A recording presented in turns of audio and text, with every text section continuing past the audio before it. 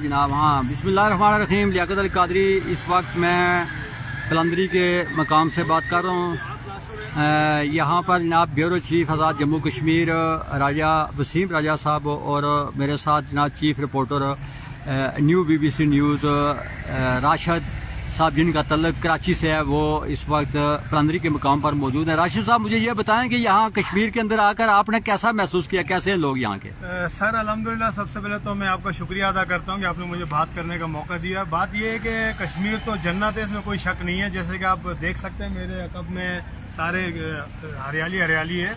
اس سے پہلے بھی میں کشمیر آیا ہوں، لیکن اس دفعہ جو میں کشمیر آیا ہوں بالخصوص ہمارے جو بیورو چیف آزاد کشمیر وسیم بھائی نے میری بہت حوصلہ افزائی کی، میری بہت عزت افزائی کی ہے. انہوں نے مجھے بالکل اپنے بھائیوں کے جیسا یہاں رکھا اور تقریباً پورا کشمیر مجھے گھمایا ہے.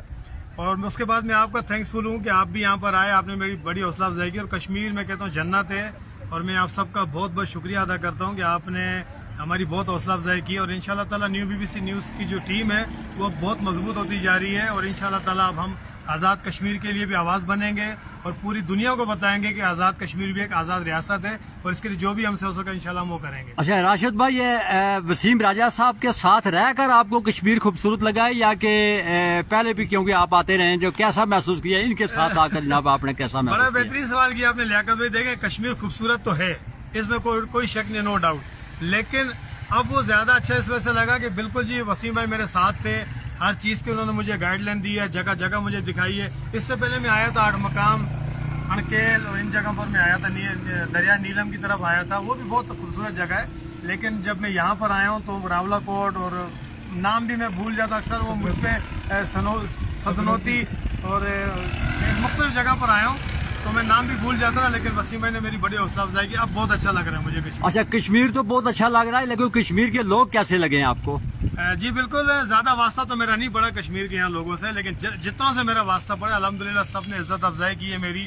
اور بالخصوص جو ہمارے قاری صاحب بھی ہیں ماشاءاللہ بہت اچھے انسان ہیں، بہت انہوں نے مجھے عزت دی ہے. اور جو میں ایک ہوٹل میں ٹھہرا تھا ہمالیہ انٹرنیشنل ریسٹورینٹ میں، تو وہاں کے اسٹاف کو میں بڑا اپریشیٹ کرتا ہوں. انہوں نے میری بڑی حوصلہ افزائی کی، بہت محبت دی، بہت سارا پیار دیا مجھے. تو کشمیری لوگ بہت پیار کرنے والے لوگ ہیں، اس میں کوئی شک نہیں ہے. اپنے وطن کو چھوڑ تو نہیں سکتا، لیکن پاکستان سے آپ میرا خیال ہے 1 ہفتہ ہو گیا یہاں کشمیر میں آئے ہوئے، تو آپ یہاں سے جاتے ہوئے آپ کیا محسوس کریں گے کہ اچھی یادیں چھوڑ کر جائیں گے، اچھی یادیں لے کے جائیں گے، تو کیا پیغام دینا چاہتے ہیں اپنے پاکستانی بھائیوں کو؟ بات یہ ہے کہ اپنا گھر اپنا ہوتا ہے، چاہے وہ جھونپڑی کیوں نہ ہو.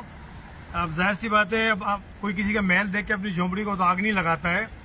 تو میں یہی کہتا ہوں کہ کشمیر تو کشمیر ہے، لیکن اپنا گھر ہے. ہاں یہ ضرور ہے کہ انشاءاللہ تعالیٰ میں کشمیر کی بہت اچھی خوبصورت یادیں اپنے ساتھ لے کے جاؤں گا. جب بھی کبھی انشاءاللہ میں وہاں اداس ہوا، اللہ نہ کرے کہ میں وہاں اداس ہوا، تو میں ان یادوں کو یاد کر کے انشاءاللہ تعالیٰ پھر خوش ہو جاؤں گا. تو کشمیر بہت اچھی جگہ ہے، اور میں اگر وہ کشمیر آنا چاہتا ہے تو میں ان سے یہی کہوں گا کہ آپ کشمیر ضرور آئیں.